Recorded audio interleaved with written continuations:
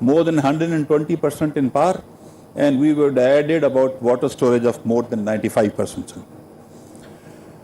So other than these projects, we also have 3 more on the anvil, which is Nolong in Balochistan and Kyal Khwar right here in downwards of Patan, and we have Atabad in Hunza. So what we did was that our team made a strategy that we must build on the increased revenues, and we need to unshackle ourselves from the government of Pakistan, because they can't really have a debt on their financial landscape. And we went and explored the possibilities of reaching out to ESG funds, environment funds, and also to emerging markets, venture markets, and equity markets. And for that, we had one of the best financial institutions operating with us. So this is just to give an overview of this, that the 3 major projects what we are doing. This is Mohammed Dam, the Diamer Basha Dam part, Diamer Basha Power Generation, Diamer Basha Land, Dasu. So in all, right bottom corner, this is 2.6 trillion rupees projects which are underway. And all this, Mr. Prime Minister, 2.6 trillion, the government of Pakistan will be chipping in only 648. But more importantly, it is WAPDA would be arranging $6.12, because it started in, of course, 2019, and the government was overstretched.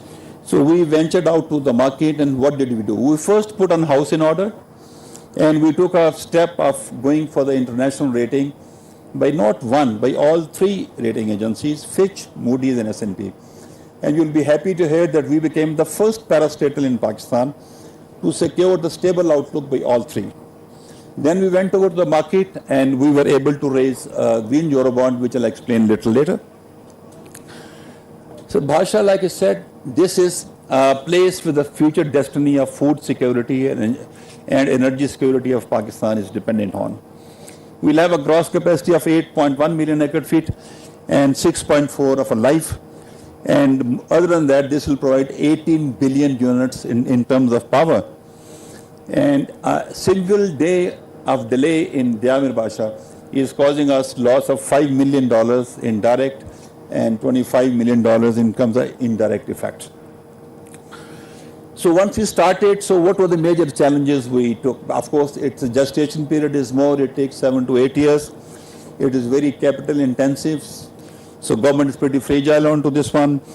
Pakistan itself does not have a very high-end engineering capacities, and approvals takes about 26 to 28 months for a project. And the last is also a very negative impact on the development, because you have issues like PEPRA and audit and NAB. They become a very big challenge to do the projects. We've been able to do this despite all this. So just a brief, you are very familiar with the features that this is going to be the tallest RCC dam in the world. And we have 50 meters subsurface, and of the rock kind what you have, we have a gabbronite family available here. And this is the best rock to construct a dam. And the structure of the rock under the river is just like a ball. That's a gift of a God to Pakistan. We only need to put a dam there. So its capacity is 8.1 is gross and 6.4 is the live capacity. It will produce 4,500 megawatt, and we'll have 2 powerhouses, one right, one on the left. And the right one would be located in GB, and the left one will be located in the province of KP. Its time is 8.5 years. Sorry. And of course, this PC1 power generation is 933. The land is 174, and we commenced the work on 7th August of 2020.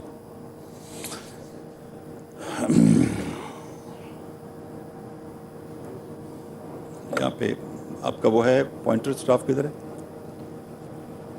So this is the structure. You are sitting just where we have the intake structures right here.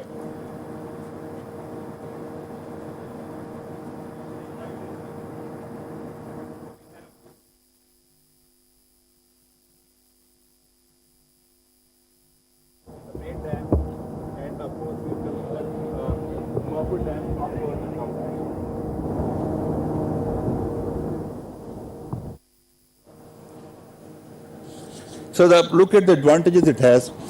Instantly, we have 16,500 jobs created for the project. and we'll be training more than 1,000 engineers here and putting together of Moment and also at Dasu. The Pakistan would have a new crop of engineers on hydrology, about 1,600 of them who will be taking Pakistan's in future. We have cement, pozzolana for transport requirements. In development, we're spending 78 billion rupees and have 18 million units. It will increase the life of the Bela for 35 years, and it will run into $2.5 billion saving every year. And it will be able to irrigate of land of 1.23 million acre. So this is a consultant what we have. We have Stantec. Earlier on they were called as Montgomery Hartza, and we Pori from Switzerland, Dolcer from Turkey, Mott MacDonald from UK. We have NESPAC and ACE and Mott MacDonald Pakistan as a partners with them. So we are very fortunate to have on the board of management Mr. Michael Rogers, who is also the president of International Commission of Lodge Dams, and we other people, you can see their profiles.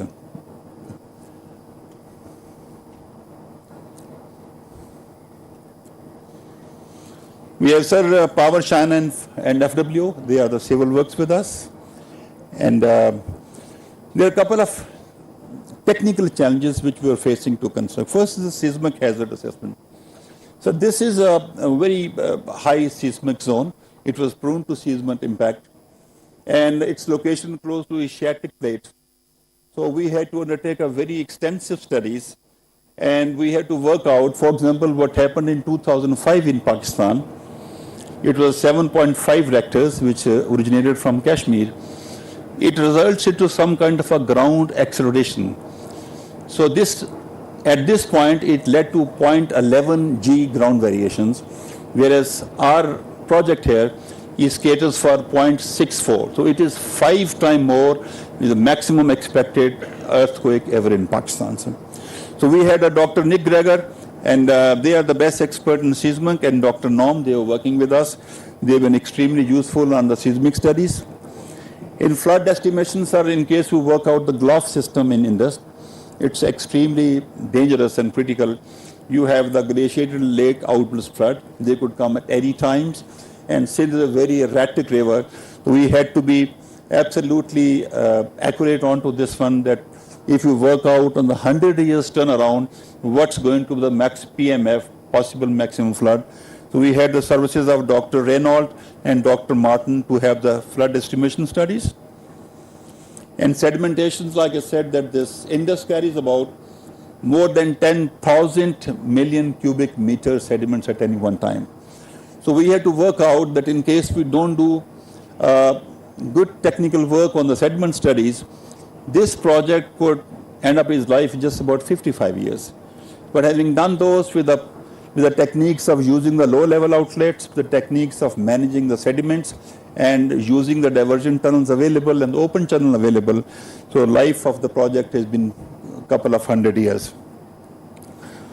So RCC design itself, we have the two issues here.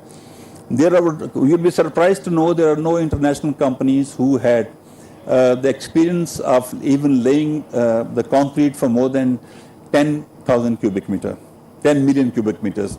This is involving more than 17 million cubic meters.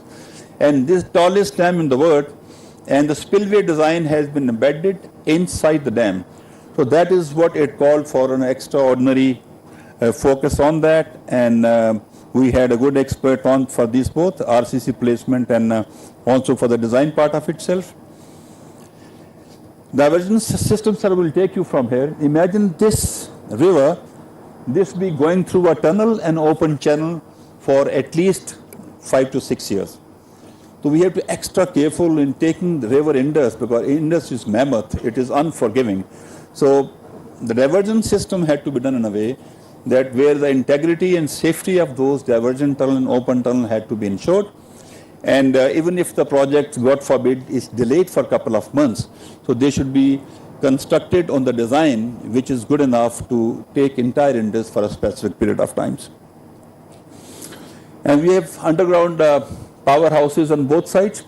We had to really struggle with a kind of a geology on both sides of the rivers. So that has been done a fantastic job by the experts. This will give you a general profile. that how does this make a logistic nightmare for this project. Starting from crush, which is about 27 million tons, the sand of 11 million tons, steel, the cement, and of course going down all the way, the vehicle flow of more than 150. You could have at the peak more than 600 to 700 vehicles passing one day. We have a very comprehensive logistic plan, Mr. Prime Minister. Starting from, we have our base place called Hatiya. So we have parking areas, we have our traffic control systems, we have logistic warehouses, and we have 6 sites right here where the logistic is being dumped. So without any interruptions or impediment into the activities, we are managing all this logistic support here at the site. So like you made a mention, the Supreme Court has made a bench headed by Chief Justice himself, and every 2 months we are required to go and present it to them, the latest development in the projects.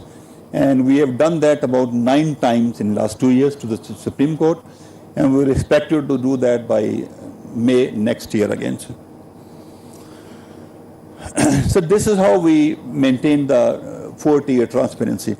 The first is the project office along with the consultants. They carry out scrutiny of everything, each and everything, starting from a screw going up to the dam structures.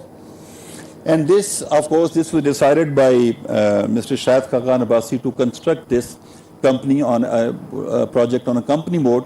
We have a Diamer Basha company which is registered in SECP. We have board of directors where we have, of course, the private members from the sectors. We also have the chief secretaries of KP and GB, and we have secretaries from various ministries like water, finance, and plannings. And then, of course, our continuous appearance to the Supreme Court, we give a progress report to them after every 8 weeks. So this is should interest you that how are we managing this.